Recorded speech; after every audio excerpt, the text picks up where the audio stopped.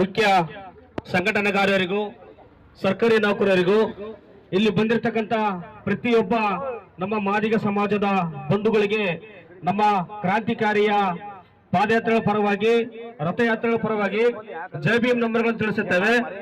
ದಯವಿಟ್ಟು ನೀವು ಯಾರನ್ನ ಮಾತಾಡಂಗಿದ್ರೆ ನಾನು ಮಾತಾಡೋದಿಲ್ಲ.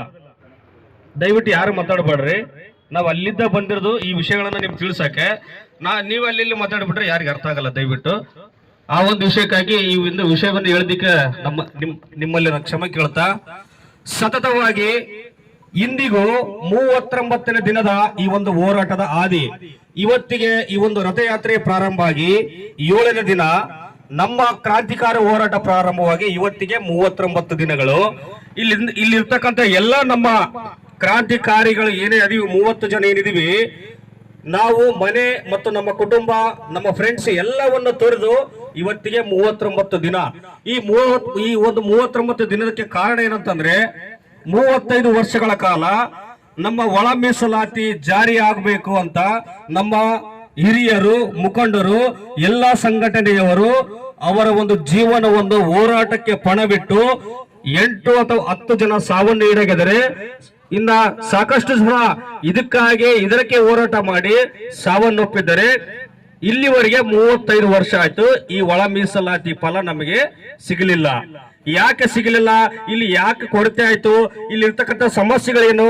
ಇದಕ್ಕೆಲ್ಲ ಕಾರಣ ಏನಂತ ಇವೆಲ್ಲ ನಾವು ನ್ಯೂನ್ಯತೆ ನೋಡಿದ್ರೆ, ಇವೆಲ್ಲ ಸಮಸ್ಯೆಗಳಿಗೆ ಏನು ಪರಿಹಾರ ಸಿಗಬೇಕಂತ ಆಲೋಚನೆ ಮಾಡಿದ್ರೆ, ಈ ಎಲ್ಲಾ ಪರಿಷ್ಕಾರಕ್ಕೆ ಒಂದು ನಾಣ್ಯ ಆಡ್ಬೇಕು, ಇದಕ್ಕೆ ಮುಕ್ತಿ ಕೊಡಬೇಕು.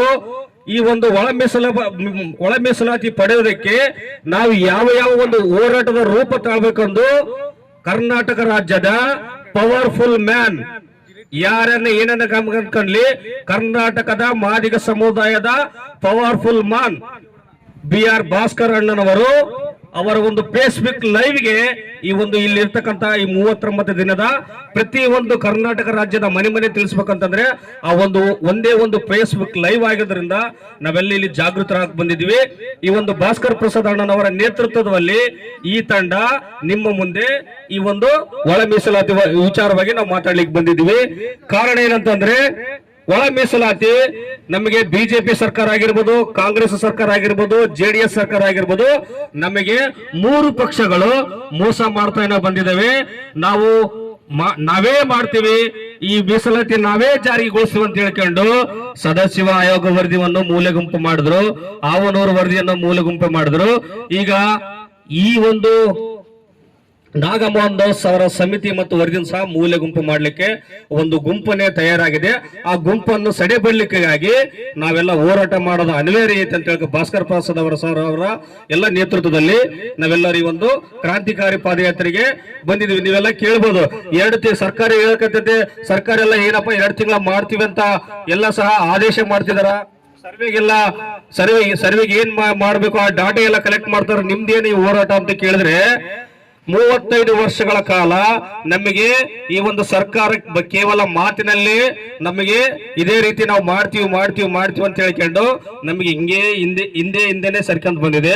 ಇದು ನಾವು 2 ತಿಂಗಳ ಕಾಲ ನಾವು ಸುಮ್ಮನೆ ಕುಂತ್ರೆ ಇದೇನಾಗಲ್ಲ.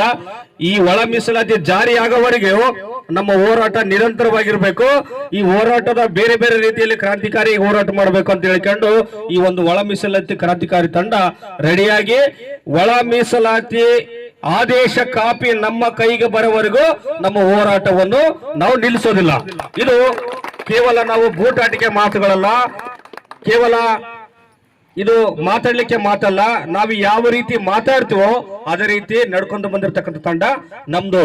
ಇನ್ನೂ ಒಂದು ವಿಶೇಷವೇ ಏನಂತಂದ್ರೆ, 35 ವರ್ಷದ ಒಂದು ಲೆಕ್ಕದ ಹೋರಾಟ ಆದ್ರೆ ಈಗಿನ ಹೋರಾಟದ ಒಂದು ಲೆಕ್ಕ 35 ವರ್ಷದ ಒಂದು ಹೋರಾಟ ಲೆಕ್ಕ ಆಗಿದೆ.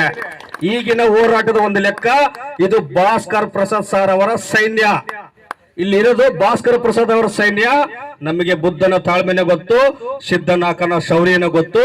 ಈ ಒಂದು ವಿಶೇಷವಾಗಿ ಈ ಒಳ ಮೀಸಲಾತಿ ಹೋರಾಟಕ್ಕೆ ನೀವೆಲ್ಲರೂ ಕೈ ಜೋಡಿಸಿದ್ರಿ, ನಮಗೆ ಒಳ್ಳೆ ರೀತಿಯಾಗಿ ಬರ ಮಾಡಿಕೊಂಡಿದ್ರಿ.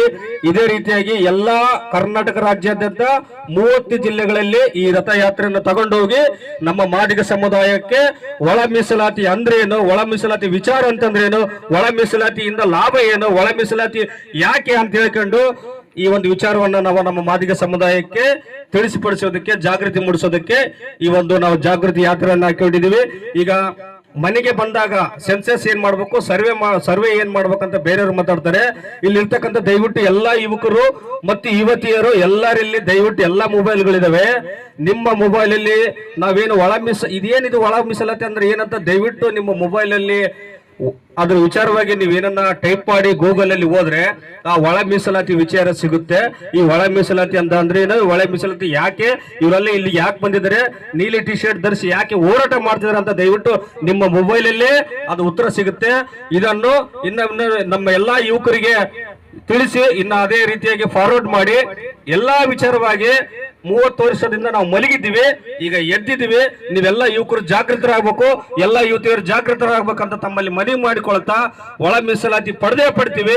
ಈ ಕ್ರಾಂತಿಕಾರಿ ಯಾತ್ರೆನ ನೀವೆಲ್ಲರೂ ನಮಗೆ ಸಹಕಾರ ನೀಡಬೇಕಂತ ಹೇಳ್ತಾ ನಮಗೆ ಮಾತನಾಡಲು ಅವಕಾಶ ಮಾಡಿಕೊಟ್ಟಿರ್ತಕ್ಕಂಥ ತಮಗೆಲ್ಲರಿಗೂ ಜೈ ಭೀಮ್ ನಮ್ನುಗುತ್ತಾ ನಮೋ ಬುದ್ಧಾಯ. ಲಕ್ಷ್ಮಣ್ ಭಂಡಾರಿ ಅವರಿಗೆ ಧನ್ಯವಾದಗಳು.